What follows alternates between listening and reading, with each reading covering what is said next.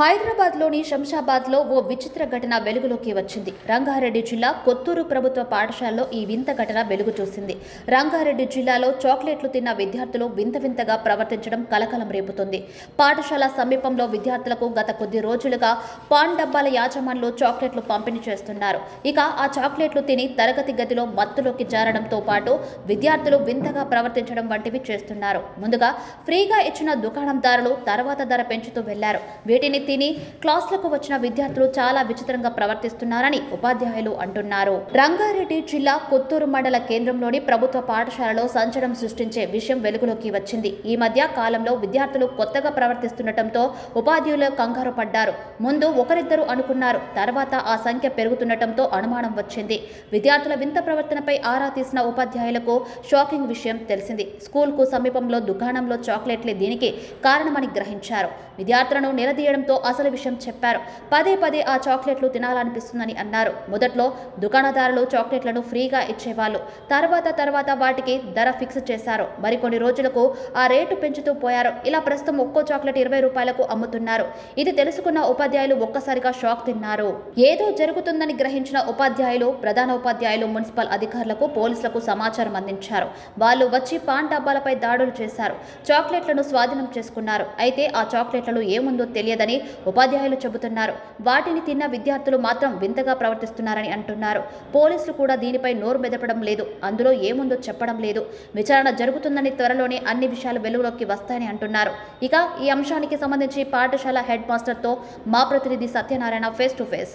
తెలంగాణ రాష్ట్రంలో నూతనంగా ఏర్పడిన ప్రభుత్వము ఇప్పటికే ఒకవైపు డ్రగ్స్ కావచ్చు, మాదక ద్రవ్యాలు కావచ్చు, గంజాయి 2 నెలల్లో పూర్తిగా తెలంగాణ రాష్ట్రాన్ని డ్రగ్స్ రహిత తెలంగాణగా మార్చాలని ఇప్పటికే ముఖ్యమంత్రి రేవంత్ రెడ్డి ఉన్నత స్థాయి అధికారులకు ఆదేశాలు జారీ చేసిన నేపథ్యంలో రాష్ట్ర వ్యాప్తంగా కూడా డ్రగ్స్ పైన, మాదక ద్రవ్యాలపైన కావచ్చు పోలీసు ఉన్నత స్థాయి అధికారులు అయితే ఉక్కుపాదం మోపుతున్న పరిస్థితి ఉంటే, రంగారెడ్డి జిల్లా కొత్తూరు మండల కేంద్రంలో ఉన్న జిల్లా పరిషత్ పాఠశాలలో కొంతమంది విద్యార్థులు ఈ పాఠశాలకు ఆనుకొని ఉన్న పాన్ డబ్బాలలో చాక్లెట్లు తీసుకొని కొంతమేరకు మత్తుకు బానిసయ్యి ప్రేయర్ చేసే ఉదయం పూట ప్రార్థన సమయంలో కూడా కళ్ళు తిరిగి పడిపోవడం, తర్వాత వాళ్ళు కొంతమేరకు మతి సిమితంగా వింతగా ప్రవర్తించడం తీరును గమనించిన పాఠశాల హెడ్ మాస్టరు, జిల్లా ఉన్నత స్థాయి అధికారులతో పాటు పోలీసు ఉన్నత స్థాయి అధికారులకు సమాచారం ఇచ్చారు.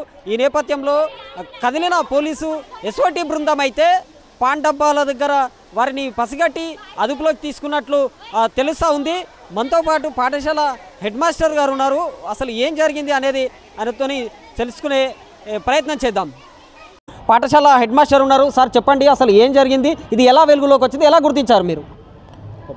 ఇక్కడ ఈ పాఠశాలకు వచ్చి 3 నెలలు మాత్రమే అవుతుంది. అయితే ఈ పాఠశాల మెయిన్ గేట్ దగ్గర యువకులు, తర్వాత గ్రామస్తులు కొంతమంది మత్తులో ఉండి పాఠశాల మెయిన్ గేట్ దగ్గర మూత్రం పోయడము, తర్వాత మూత్ర విసర్జన చేయడము, అటువంటి మిస్బిహేవియర్ చేస్తూ ఉన్నారు వాళ్ళు. అట్టి సమాచారం నేనేం చేసిన అంటే వాళ్ళకి చెప్తే కూడా స్పందిస్తలేరు. వాళ్ళు మత్తులో ఉండి ఏం మాట్లాడని వాళ్ళకి మాట్లాడడానికి కూడా రావట్లేదు. అట్లాంటప్పుడు నేను గ్రామ చైర్పర్సన్ గారికి పిలిపియడము, ఈ సమాచారం వాళ్ళకి చెప్పడము, ఈ గ్రామంలో ఇటువంటి జరుగుతున్నట్టున్నాయి, కొద్దిగా మీరు దీనిపైన అరికట్టాలి, మీరు దీనిపైన దృష్టి కేంద్రీకరించాలని చెప్పడం జరిగింది.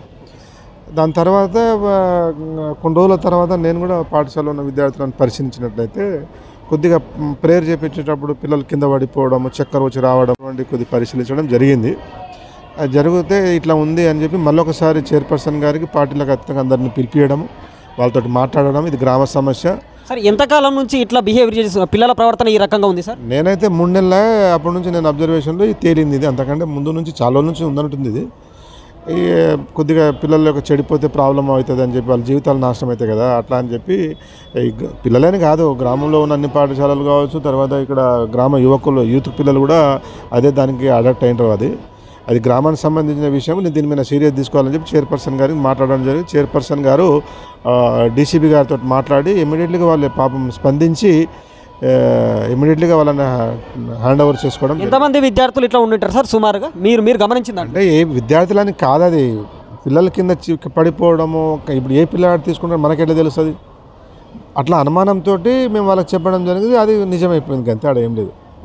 అంటే ఇప్పటికే రాష్ట్ర ప్రభుత్వము ఈ డ్రగ్స్ కావచ్చు మాదక ద్రవ్యాలు వీరిపైన ఒక టీంని వేసి కంట్రోల్ చేయడానికి ప్రయత్నం చేస్తుంది సార్. మీరు ఇంకేమైనా కోరుతురా?